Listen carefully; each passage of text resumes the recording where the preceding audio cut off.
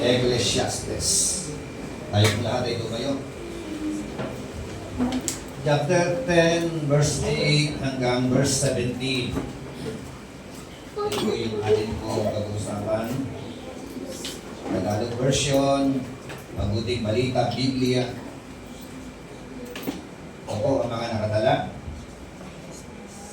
Ang nag-uumang ng bitag ay siya rin mahuhuli roon. Ang lumulusot sa mga pader ay matutuklaw ng ahas.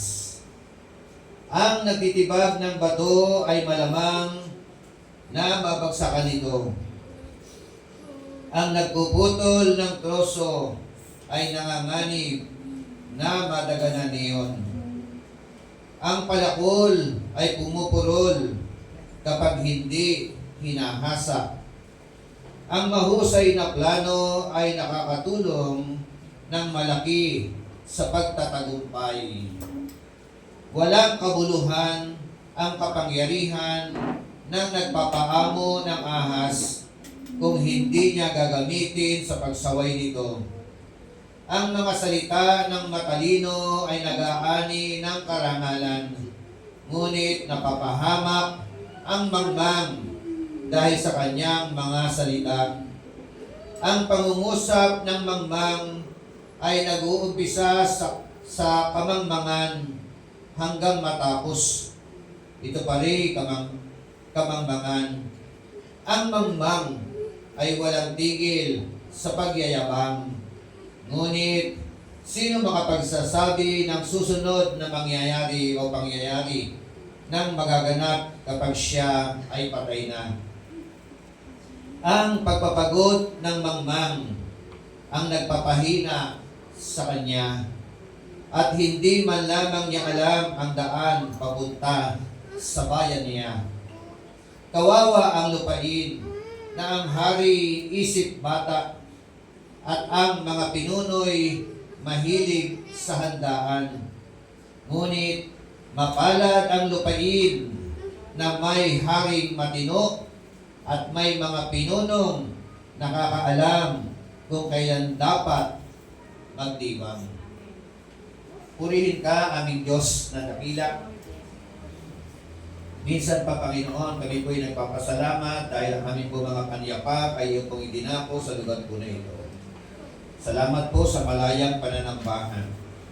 Salamat, Panginoon, sa mga pag-aawitan. Salamat, Panginoon Diyos, sa mga pagbibigay. Salamat sa fellowship. Salamat, Panginoon, sa presensya ng bawat isa po sa amin. At higit sa lahat, Panginoon, salamat po sa iyong banal na presensya na nasa amin po kalagitnaan. Hayaan mo po, Panginoon, na siyasatin mo po kaming lahat. Ano man po mga nasumpungan mo, mga kamalian sa amin po mga buhay. Isip man ito, salita o gawa, patawad po. Pakalinisin mo po kami. Upang sa ganon, Panginoon, habang binubulay-bulay po namin ang iyong mga salita, malaya ka pong gagalaw. Malaya ka pong kikilos sa amin pong kalagitnaan. Salamat po. At ibinabalik po namin sa iyo, Panginoon, ang mataas na papuri, pagsambat, kaluwalhatian. Ito po ang aming samo at dalangin sa dakilang pangalan ng aming Panginoong Jesucristo. Ang lahat ay magsabi ng Amen at Amen. Sige po, ibigay ko natin the best na palakpak. Palakpak, mga Lord. Hallelujah. Lord po na. Ilan po kayo. May po natin ang kanyang mga salita.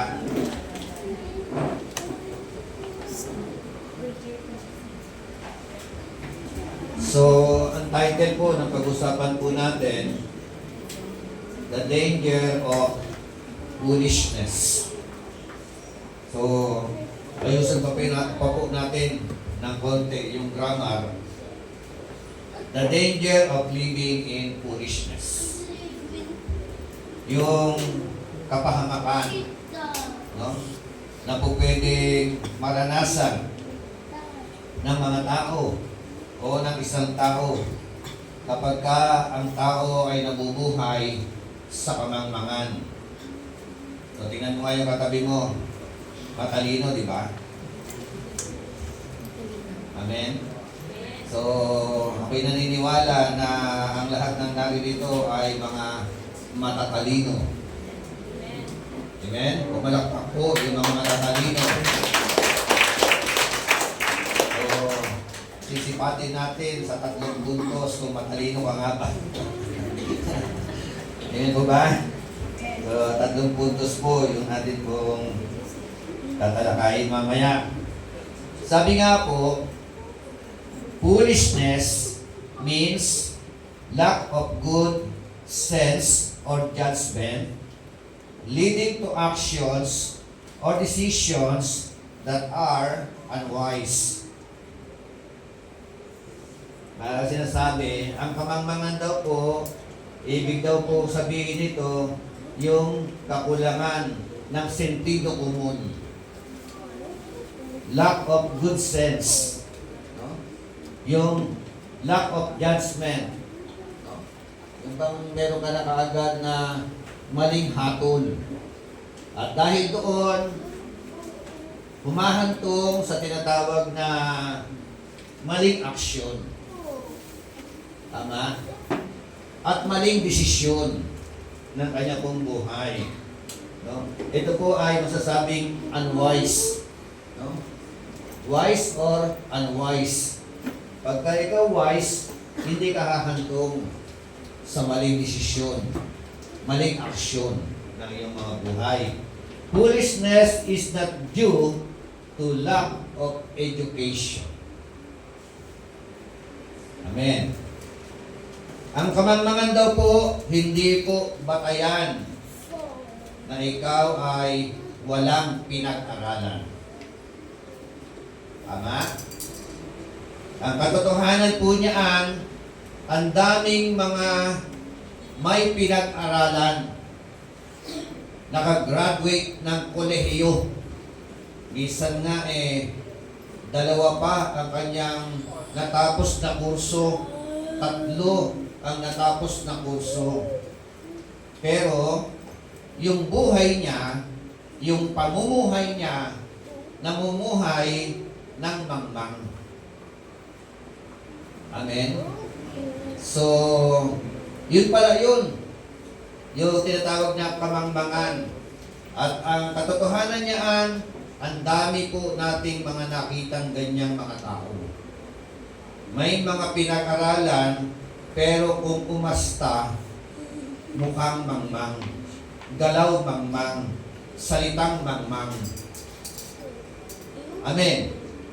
So, sabi nga po ni William Phelps, Christian educator po siya, ang sabi niya po, knowledge of the Bible without a college course is more valuable than having a college course without the knowledge of the Bible. Amen? So, nakuha niyo yung ibig kong sabihin? Tagalogin, sabi na ng Tagalog, ang pagkakaalam sa salita ng Diyos, pagkakaunawa sa salita ng Diyos, na kahit wala kang tinapos na kurso, ay higit na mahalaga doon sa mga tao na nakatapos ng kolehiyo, pero walang alam sa Biblia. Amen? So, it is the result of misusing of the intelligent God has given to us.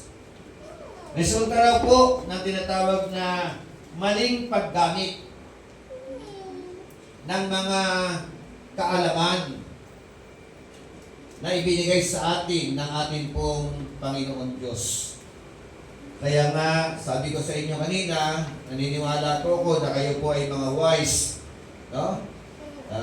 The Bible said, turuan ang mga pantas at lalong magiging pantas. Amen? Kawikaan 9:9. So, 3 danger dito po sa account ko na ito. What are the 3 danger of living in foolishness? Ano po? 3 kapahamakan o pwedeng kapahamakan maging kapahamakan. Pagka ikaw ay nabubuhay sa tatlong bagay na ito, ayon sa aklat po ng Ecclesiastes, Kapitulo 10, talatang 8, hanggang talatang 12. The first danger of living in foolishness. The danger of foolishness in connection to words. Yan po ang unang danger. Sabi po ng talatang 8 hanggang talatang 11, Kapitulo 10, ito po ang sinasabi sa Tagalog. Ang nag-uumang ng bitag ay siya ring mahuhuli roon. Ang lumulusot sa mga pader ay matutuklaw ng ahas. Ang nagtitibag ng bato ay malamang na mabagsakan nito. Ang nagpuputol ng troso ay nanganganib na madaganan niyon. Ang palakol ay pumupurol kapag hindi hinahasa.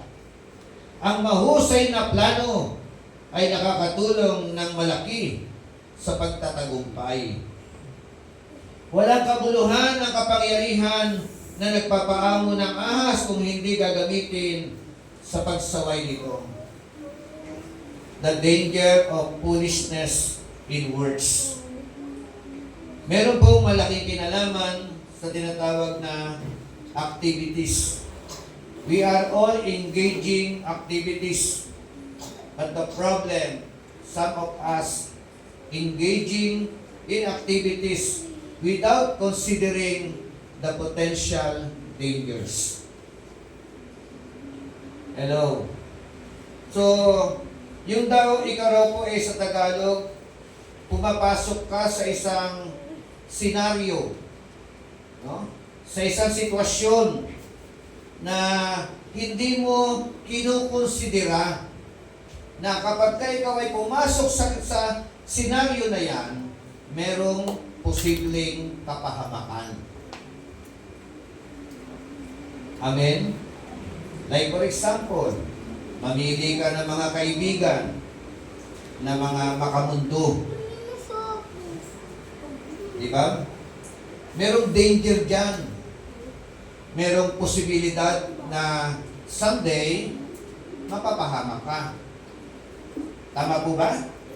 So, yan po yung sinabi po ng talatang 8, when you dig well, you might fall in. When you demolish an old wall, you could be bitten by a snake. O kung ating sisipatin, kung hindi ka maghuhukay ng malalim, hindi ka mahuhulog, wala kang huhulugan. Di mo ba? At kung hindi ka raw po magdidemolish ng mga pader, ng mga luma, hindi ka po pwedeng matuklaw ng ahas. Are you with me? So, minsan, hindi tayo curious sa ganyan mga bagay. Pumapasok tayo sa mga senaryo, di ba? O sa activities. Minsan nga, pumapasok tayo sa mga activities na ganyan without considering our parents. Tama? Na hindi mo tinatanong, hindi mo inaalam, ano magiging outcome nito. Ang masakit yan, nakapasok ka na. Di ba? So, ang hirap ng lumabas. Tama po ba? Madali pumasok sa gulo. Madali pumasok sa away.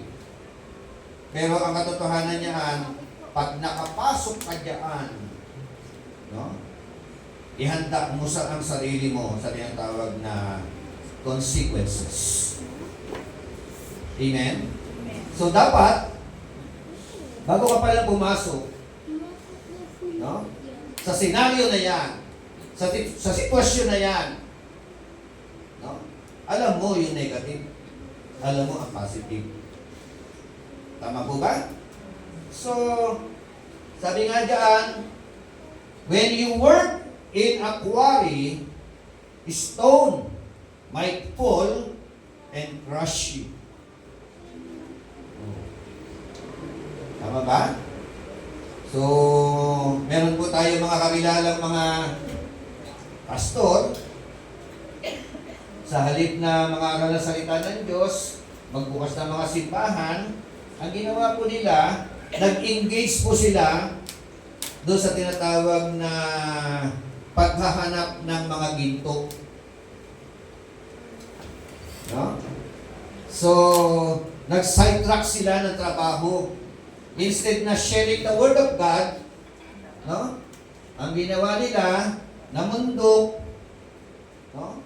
Naghukay ng bundok, yung iba sa kanila, natabunan ng bundok. At maagang nag-report kay Lord. Yung iba naman po sa kanila, dahil illegal ang pagmimina, so what happened to them? Sinalakay ng mga kapulisan, ng mga sundalo. Eh, merong mga baril yung mga kasama. O, the illegal possession of firearms. So, what happened? Nakulong. Ganyan po, yung mga, kailangan matalino tayo. No? Sabi nga ng Bible, maging matalino kayo, katulad ng alin? Katulad ng ahas. No? Maging maamo, gaya ng kalapate. Tingnan mo nga yung katabi ko, mga kalapate.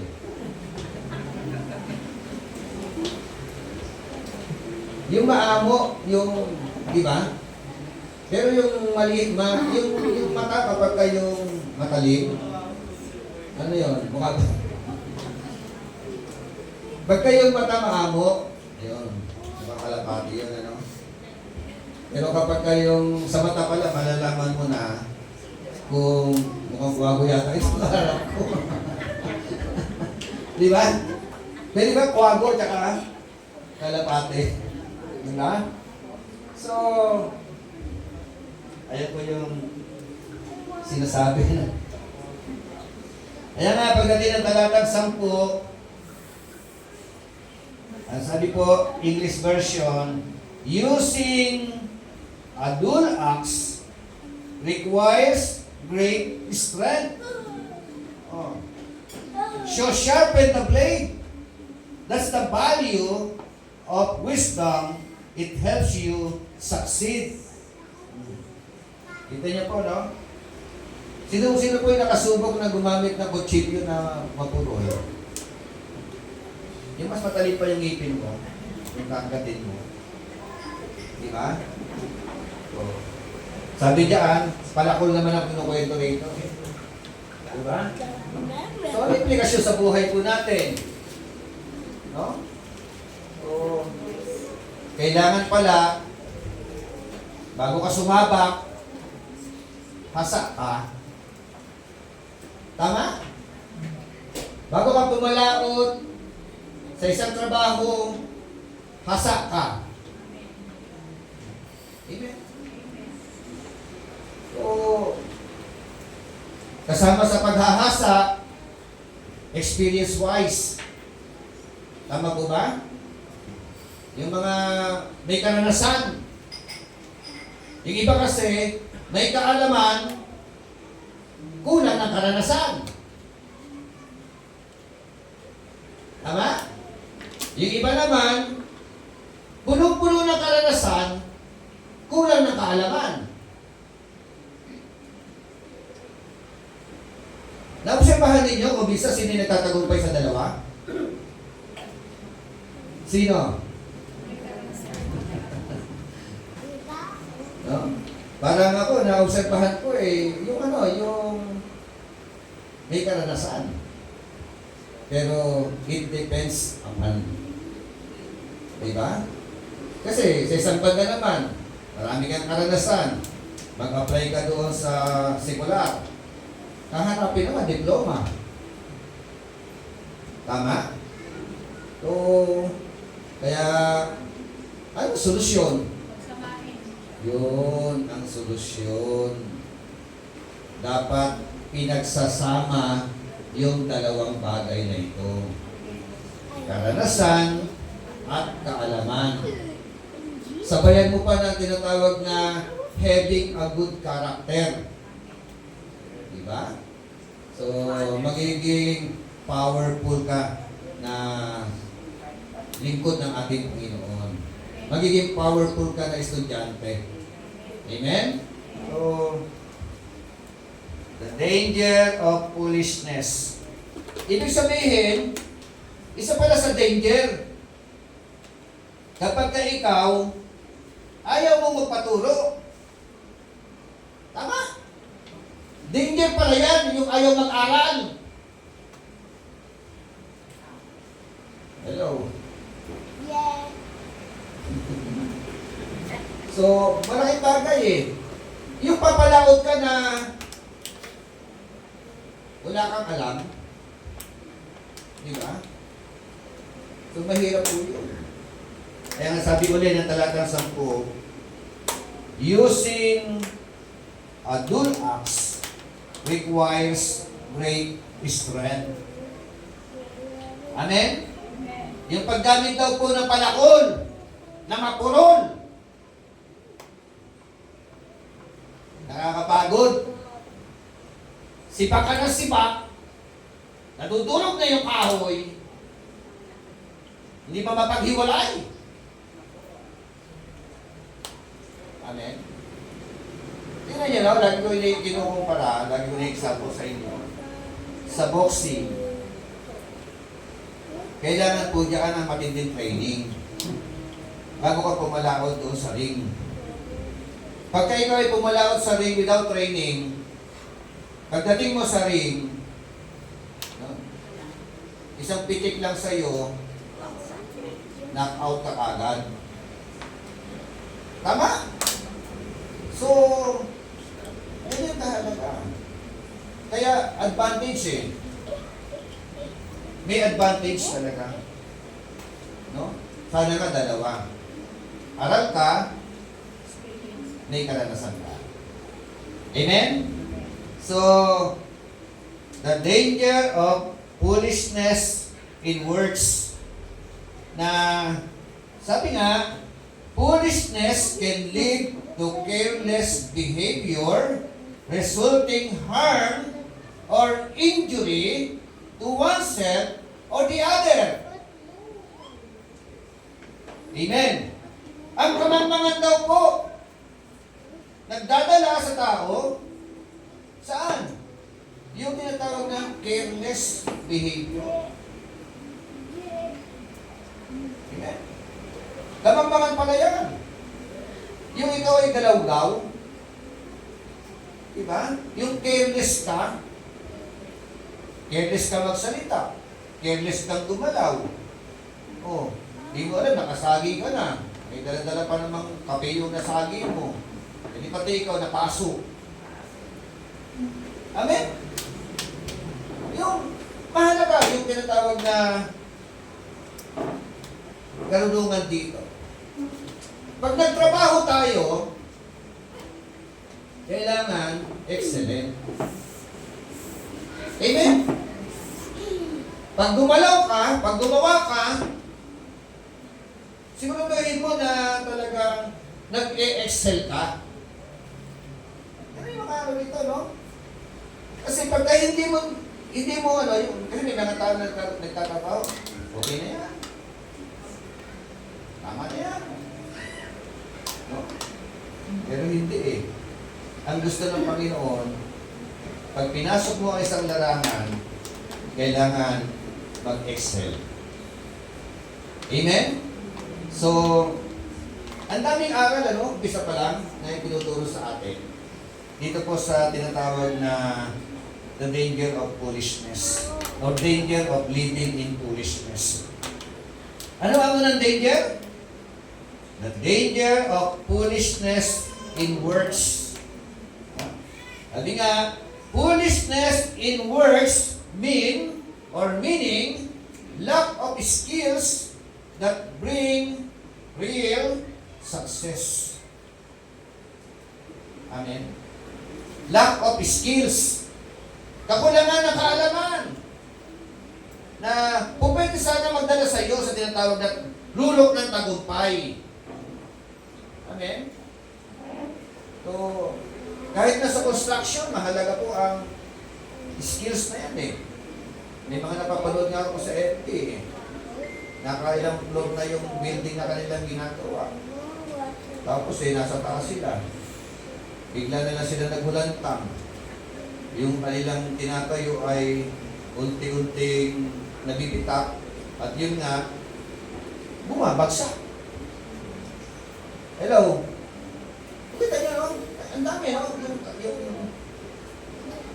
wisdom dito, napakahalaga.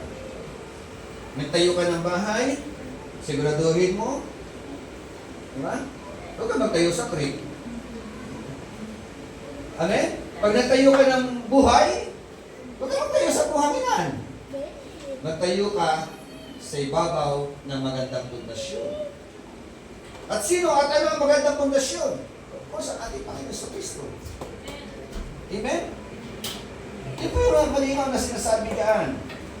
So, ang dami mga danger sa mga words po natin. Nahalaga po yan. Okay? Pangalawa, the danger of foolishness in words. Yan. Meron ba mga masalita pero walang laman? Meron ba mga ganon? Meron bang madagdag pero mamang? Are you with me? Or tabahimik kayo? Yan, di ba?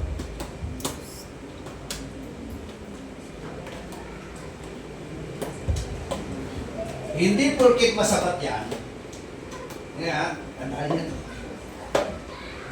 Hindi porkit palasalita yan, matalino na yan. Are you with me? Actually, na nag-gauge, no? Nadi-discern ng mga nakikinig sa iyo kung mangmang ka o matalino ka the way you talk. Ha? May nagdudulong-dulungan pero pag in-evaluate mo, mangmang. Are you with me?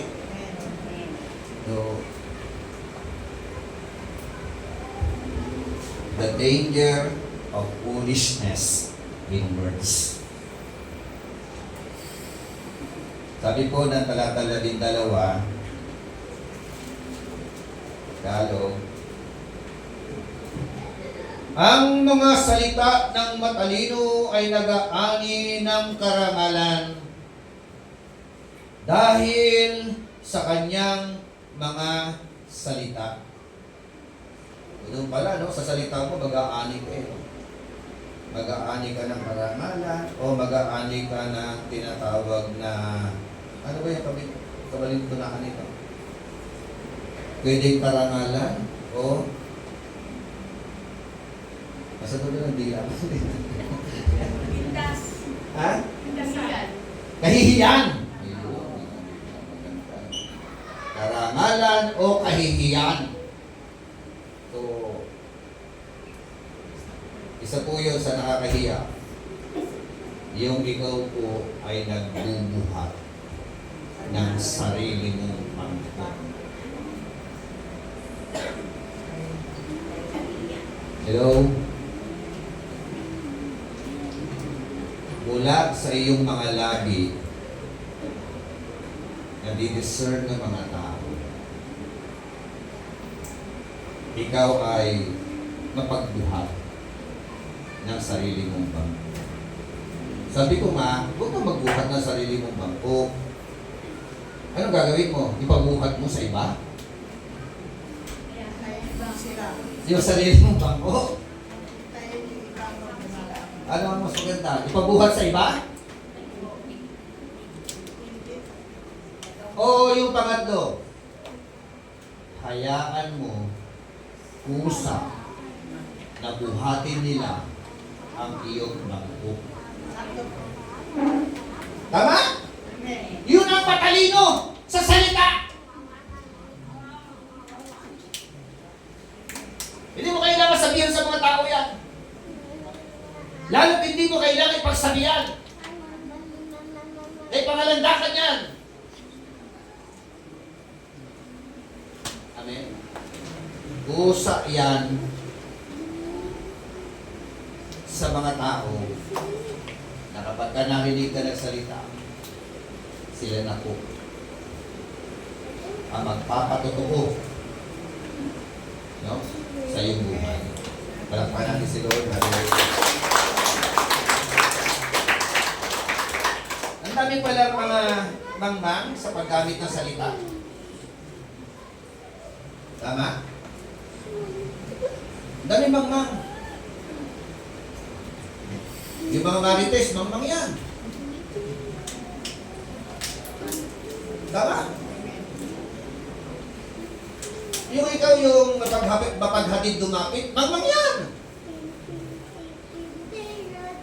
Yung nagkukwento ka lagi sa buhay ng iba ng negatibo, mangmang yan.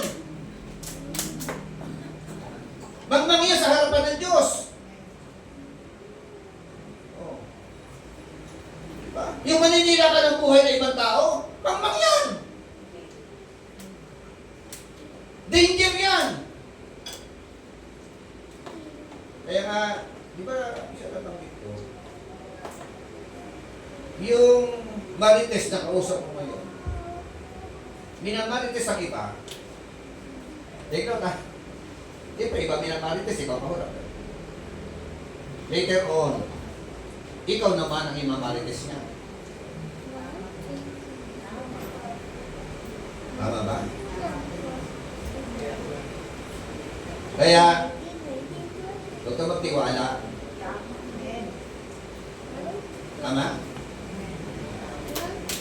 Tandaan po natin. Pag may kausap ka na iba, at sinisiraan mo sa harapan niya ang ibang tao, kamangmangan yan.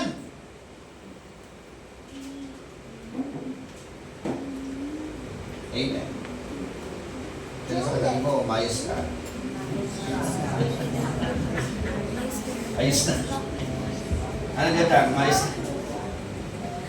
So, sabi nga, words spoken graciously can bring life and joy. Amen. Yun daw pong words spoken natin na binabanggit natin with grace, with mercy. It brings life and it brings joy. Pero yung words spoken mo naman na ungracious. Ano dulot ito? It brings chaos. Magdadala sa iyo sa kaguluhan. Tama, bukas makalawa, nasa barangay ka na. May kaso kang libel.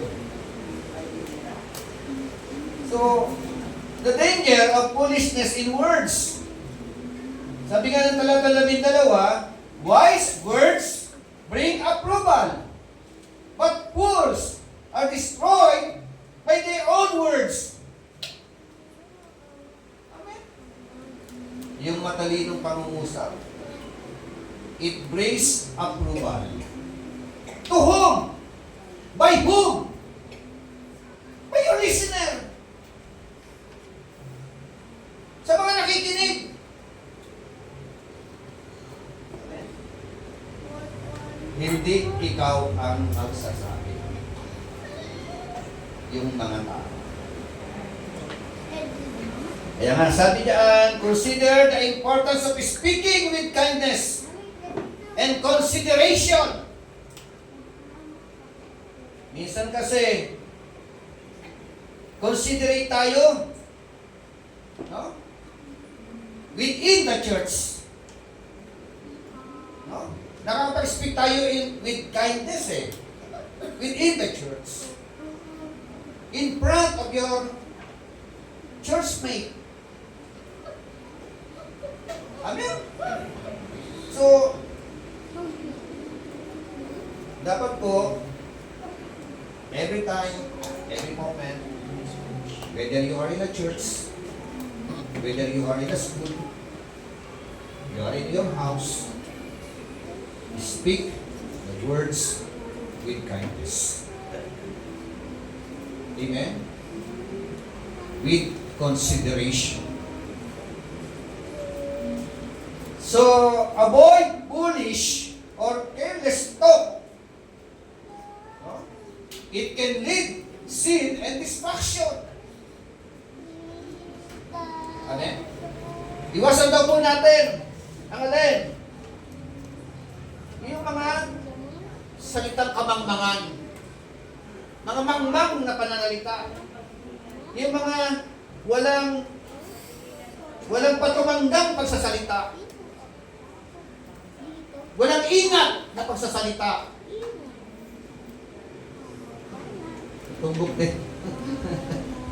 So, bakit? Because it can lead to sin. Ikaw po nagkakasala dyan. Amen? Minsan naman, ginagamit ang FB o kaya Messenger. Yung ba nagpapahatid ng mga hinanakit doon? Ng mga sama ng loob through Messenger, through FB? Diba? Well, may inaaway ka doon sa FB, no?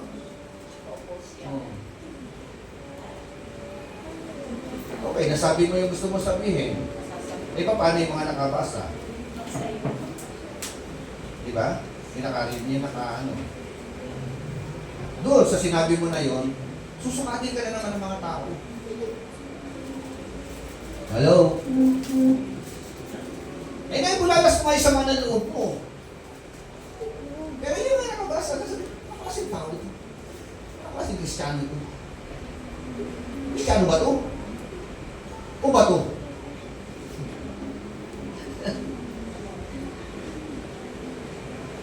Alipin. Pantanan na yung mga hugot na ipapadala sa FB. Magpipiestahan ka lang! Tama? Ikaw, bida. Kontrabida ka lang. So, talata na din dalawa hanggang talata ka. Avoid empty chatter or words without substance. Amen? Lack of self-control, meaning failing to guard one's tongue, can lead to hurtful speech. Amen? Yung daw kakulangan ng self-control, di ba? Santiago, Kapitulo 3, palatandaan na ikaw ay mature na mananampalataya, you can control your tongue. Amen? Ang immature na mananampalataya, he or she cannot control her tongue.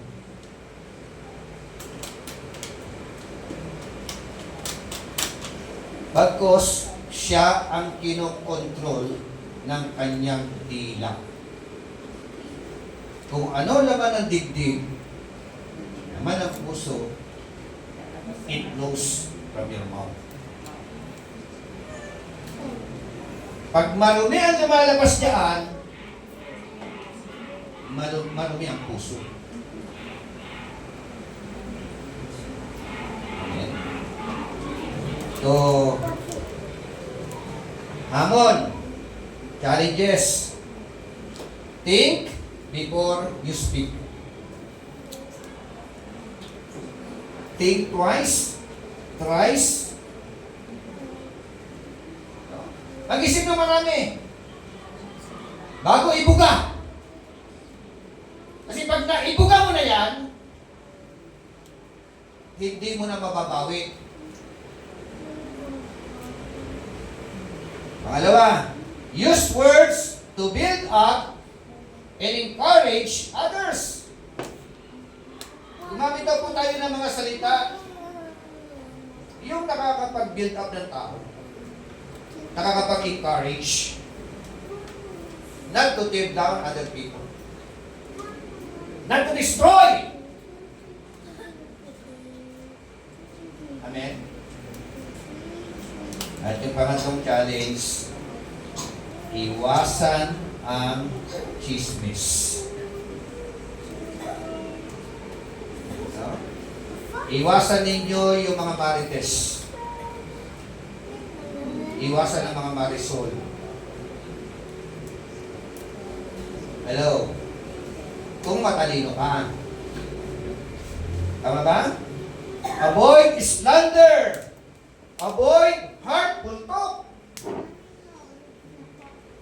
Amen po ba? So, 2 puntos pa lang. Solta-solta tayo eh. Ha? Pangatlo. The danger of foolishness in the way of life. Sa palayan, ano? So, sabi nga uli, ng talatang 15 hanggang 17, fools are so exhausted by little work that they can't even find their way home. Tagalog version, verse 15. Ang pagkapagod ng mangmang ang nagpapahina sa kanya at hindi man lamang niya alam ang daan papunta sa bayan niya. Hindi makauwi. Sabi sa English version, ano? Meron ba mga ganon? Alam niyo, meron mga mangmang, maraming mga mangmang na ganyan. Tatrabaho ka, di ba? Yung iba, weekly sumusweldo. Yung iba naman, kinsenas ang sweldo. Yung iba naman, katapusan ng sweldo. Nung sumweldo, nagpunta ng kakaret. Ano yung kakaret? Beer house. So, hindi pa rin naman. So, pagdating doon, more than ang iinumin. Siyempre, pag nandoon ka, meron kang iti-table. Di ba? O, dahil may ka-table ka, yung table mo, panay ang palakpak. One for the road. Hindi niya may alam ba yan, anak? One for the road. Diba? So, pag kumalakpak yung ka-table mo, delikado ka doon. Kasi bawat iinumin ng ka-table mo, May bayan. malaki ang bayan mo. So, yun nga. Walang tigil na ka-order. Panay naman ang linkis sa'yo. Di ba? Kaya, alasing ka, tapos, di ba? Dalawang kalasingan no? So, ayun po. Naubos ang pera. Umuwi walang pera. Pagdating sa bahay, hindi nakauwi pa. Sabi dito hindi nakauwi. Di ba? Di ba mga nalalasing hindi nakakauwi? Meron ba mga nalalasing na hindi nakakauwi? Walang pagkain. Basta yan na, nung panahon na ikaw ay yung Arabin. Di ba? Nasubukan mo ba na hindi nakauwi sa bahay? Nakakauwi talaga. Alam pa rin ang daan. Pero wala yung mga lasing na diba? Hindi na alam ang daan bumalagtod yung daan. Yung pantay ang daan, naging tabi-tabi Kaya bandang uli, minsan nga malapit na sa finish line, dito bubagsak sa harapan ng pinto, ano ba? At least nakauwi pa rin. Okay, yun natin yung ano ito. Way of living, diba? Kasi sabi rito ng kanyang mga salita. Isa pa po na danger ng way of life, pursuing wrong priorities in living resulting to exhaustion and frustration. Isa pala yun. No? Yung danger, no? Yung mangmang, yung pinaprioritize mo yung hindi dapat i-prioritize. Inuuna mo yung hindi mo dapat unahin. Hello? Kapangmangan pala yun. Ano sabi ng Bible? Paborito ni Sister Emma ito. Kaya may recite, Sister Emma? Nakalimutan na agad. But seek ye first the kingdom of God and His righteousness, and all these things shall be added unto you. Unahin daw natin ang kaharian ng Diyos. Unahin natin ang Diyos. Pag inuna natin ang Diyos, uunahin din tayo ng Diyos pagpalain. Tama? So, marami kasi wrong priority. Kamangmangan po yun. That is not biblical. Kasi panlangit tayo eh. Amen? Dahil panlangit tayo, ang bayan natin, ang patutungan natin, kalangitan, unahin natin ang kaharian ng Diyos. Pag inuna natin ang kaharian ng Diyos, una ka naman pagpapalain ng hari ng mga hari.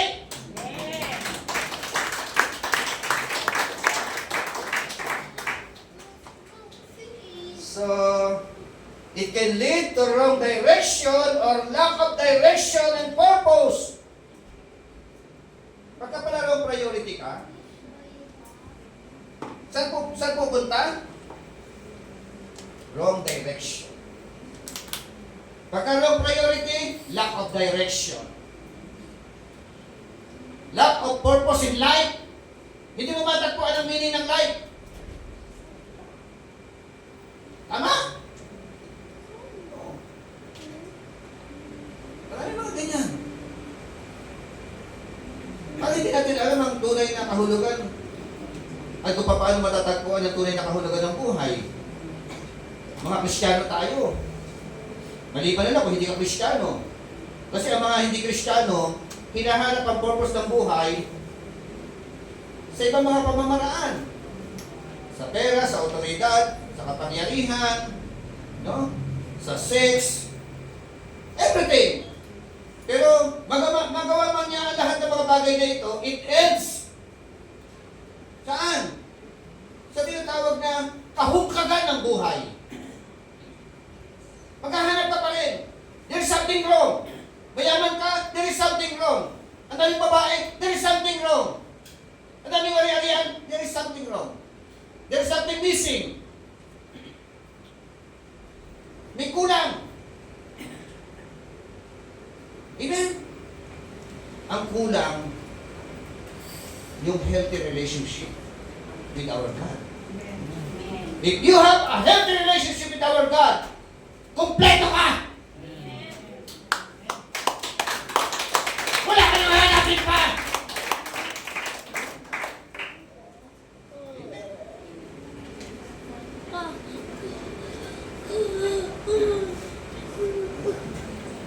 It can lead to wrong direction or lack of direction and purpose. Verse 15, fools are so exhausted by a little work that they can't even find their way home. So, yung sumunod po sa talata 16, sabi dito, what sorrow for the land ruled by a serpent, the land whose leaders peace in the morning. Oh. Sabi po sa Tagalog, talata 16, kawawa ang lupain, kawawa ang bahay, kawawa ang tahanan, kawawa ang simbahan, kawawa ang organisasyon, kawawa ang barangay, kawawa ang lahat. Nasabi roon na ang hari isip bata. Tumawa na si baby. Inalis mo na yung Pinata natin ito, baby. Julieta na. Hindi. Kasi ayaw natin isip bata. Ayan. Kawawa daw kapag ang hari ay isip bata. Di ba may mga tatay isip bata? May nanay isip bata? Oh. Pinuno isip bata? Ano nangyayari? Kawawa yung tahanan. Di ba? Meron mga ganun tatay, isip bata. Yung mga anak, kumusta yung mga tatay ninyo? Kumusta yung mga nanay ninyo? Kasi iba nga eh, kung kaya tumanda, tsaka lagi pa kulong. Totoo ba na kapag tumatanda, nagiging yan eh? memory ka. Pero, ito po, ano? At ang mga pinuno'y mahilig sa handaan.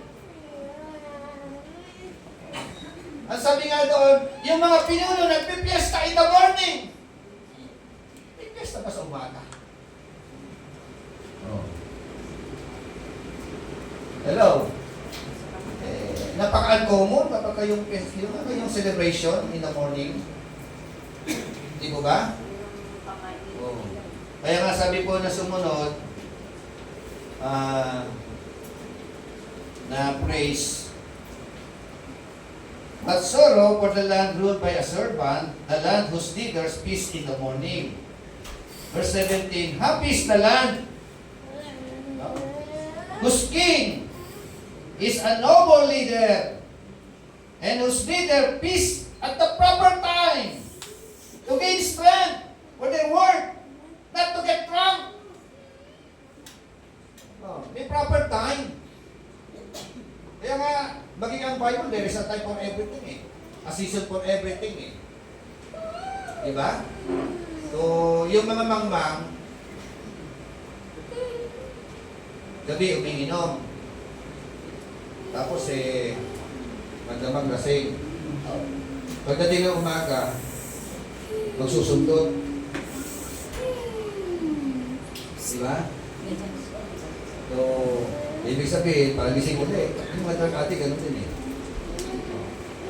Ibig sabihin, walang oras sa kanila. At matalino na po yung tao, tama maghanda. Di ba ba? Tama ang mag-celebrate, pero in a proper time. Ito po, isa po kamangmangan. Don't celebrate, no? Huwag kayo magse-celebrate. Kung magse-celebrate kayo, ay papangutang lang ninyo. Hello? Ang ihahanda ninyo. Maging practical. Amen? Okay, tatlong bagay po, pinag-usapan po natin. 3 danger. What are the 3 danger? The first danger is all about the danger of foolishness in works. Pangalawa, the danger of foolishness in words. And the third one is all about the danger of foolishness in the way of life. So, tayo pong lahat ay tumayo.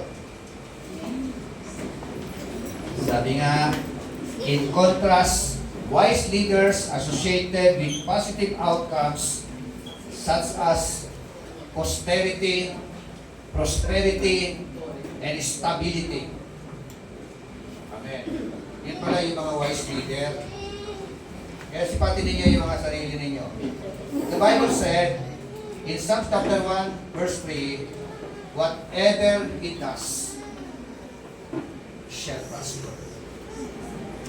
Amen. So, ano man ang ginagawa niya, nagtatagumpay. Yun ang mga wise na mga leader. Bakit? Kasi nga, siya po ay nakatanim sa siping, no? Ng tubig, ng batisan. Amen? So, salamat po, Panginoon, sa umaga pong ito. Salamat dahil Patuloy mo po, Panginoon, na inilalahad po sa amin na kami po ay mabuhay ng may katalinuhan, ng may karunungan. Nakita po namin ang tatlong danger kung saan ay dapat po namin iwasan, upang makita na kami po ay mga matalino, masumpungan ng mga tao. Bantayan mo po ang aming po mga ginagawa. Hayaan mo po, Panginoon, ang mga ginagawa po namin, even our words, ito po ay makapagbigay ng kaluluran sa iyong mga. Bantayan mo po ang aming po mga labi, ang aming mga dila. Hayaan mo po, Panginoon, na ikaw ang siya mag-control nito. Tanggalin mo po ang mga masasamang mga pananalita. Alisin mo po, Panginoon, ang mga negative sa mga pananalita po namin. Kung kami ay nakasakit ng damdamin dahil sa salita po namin, patawad po. Patawarin mo po kami. At kakibat po dito, Panginoon, bantayan mo po kami. Isinusuko po namin po mga labi, ang aming mga dila, kasama ng aming mga puso. Maghari ka po sa amin. Pagharian mo po kami. Salamat po. Ikaw din po ang siya magbantay ng way of life namin, in our everyday life, our social life, Panginoon. Hayaan mo po na bawat ginagawa po namin, bawat pakikitungo po namin sa mga tao na nakakasalamuha po namin, kami po, Panginoon Diyos, ay masumpungan na nakikita ang buhay namin na mayroong magandang patutubo, may magandang buhay. At ikaw lamang po makakatulong sa amin upang magawa po namin ang mga bagay po na ito. Panginoon, dumadalangin po kami na kami po ay lakipan mo o pagkalooban mo po ng karunungan. Karunungan sa pamumuhay po na ito. Karunungan sa pagsasalita. Karunungan sa mga trabaho. Sa mga skills, Panginoon. Karunungan, O Diyos, kung paano po namin ginagamit ang aming po mga oras at panahon. Patawad, Panginoon, po nagkaroon po kami sa mga nakaraang buhay po namin ng mga maling prioridad sa buhay.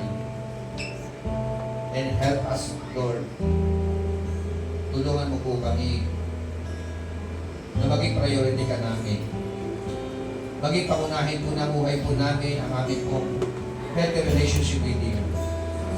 Together with our healthy relationship with our neighbor, with our loved ones. Salamat po sa mensahe mo sa umaga po ito. Ilagay ko po ito sa makapagbahagi ng puso po namin. Hallelujah. Noong Diyos, habang maawit po tayo, i-meditate po natin ang mga salita ng Diyos na narinig po natin at saan ka po pinakatagpo ng Panginoon. Ang Diyos po ay malaya at mapagpahinuhod. Dahil naman kamali ang buhay mo, kung isusuko mo yan ang lubusan kay Lord, aayusin niya yan. Hallelujah.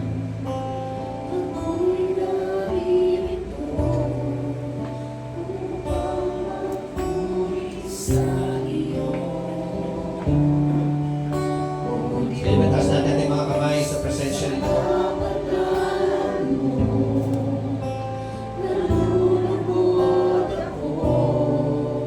Buhay ay iaan.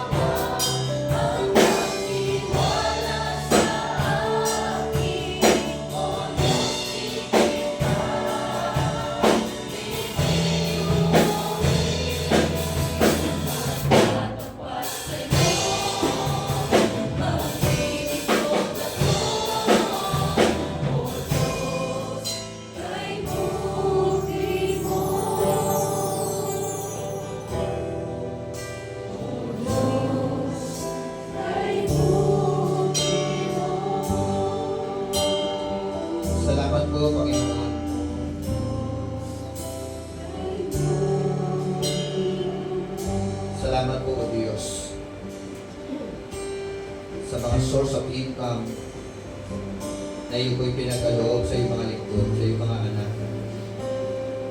Sa mga trabaho na iyo po ipinagkaloob sa iyong mga lingkod. Business man yan, Panginoon. Employment man yan, Lord. O anumang uri, Panginoon, ng pinagkakakitaan ng iyong mga anak, ng iyong mga lingkod. Aking panalangin, patuloy mo pong palaguin ang mga business ng iyong mga anak na ito, Panginoon Diyos. Sa mga mahal namin sa buhay, na ang source ng trabaho, Panginoon, ay ang mga pagbibiyahe. Ingatan mo po sila. Proteksyonan mo po sila lahat. Gabayan mo po silang lahat. Upang sa ganun, Panginoon, patuloy po na sila po ay nakapagbibiyahe, nakapagtatrabaho, nakapag-business, Panginoon Diyos. Na maging daan upang sila ay sumagana sa mga pagpapalang pinansyal at kaakibat po nito, Panginoon Diyos.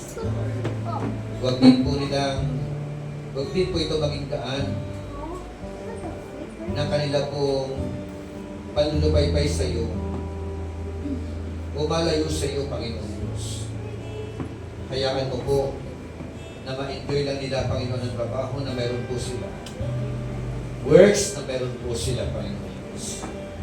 Ingatan mo po ang bawat isa sa kanilang po mga paglabas ng bahay hanggang makarating sa kanilang mga patutungo. Makauwi na kanilang mga tahanan, safe and sound, Panginoon Diyos.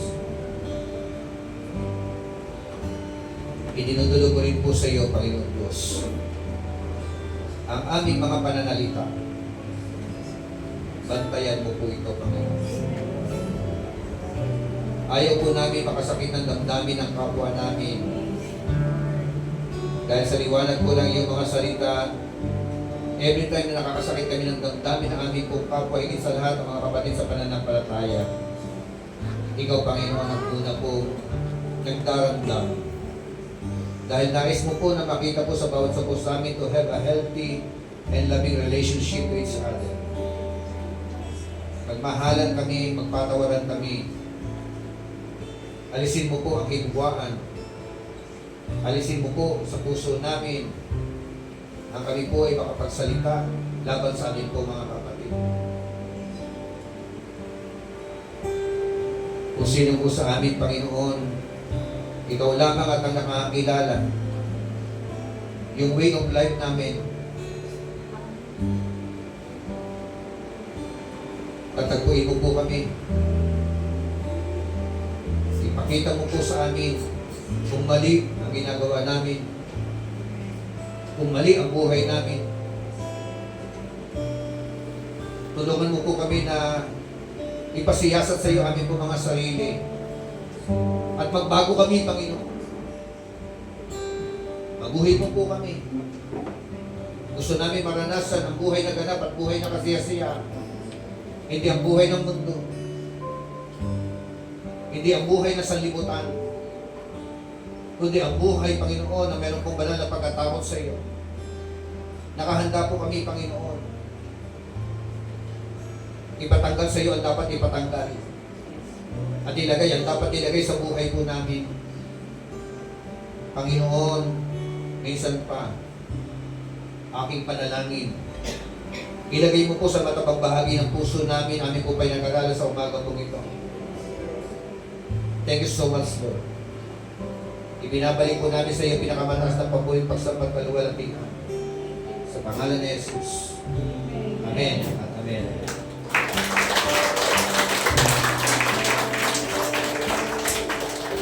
Taas natin mga kamay.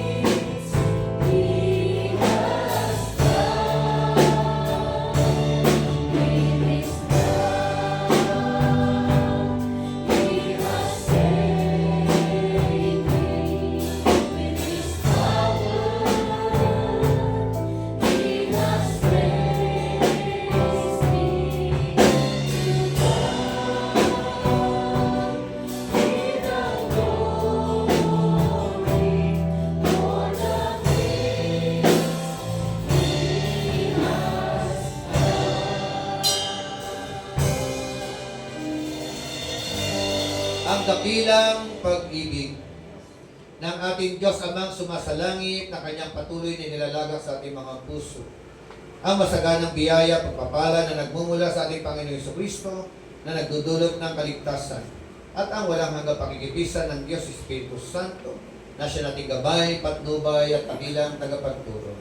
Sumainyo nawa ang pagpapala mula sa Ama, Anak, at Diyos Espiritu Santo.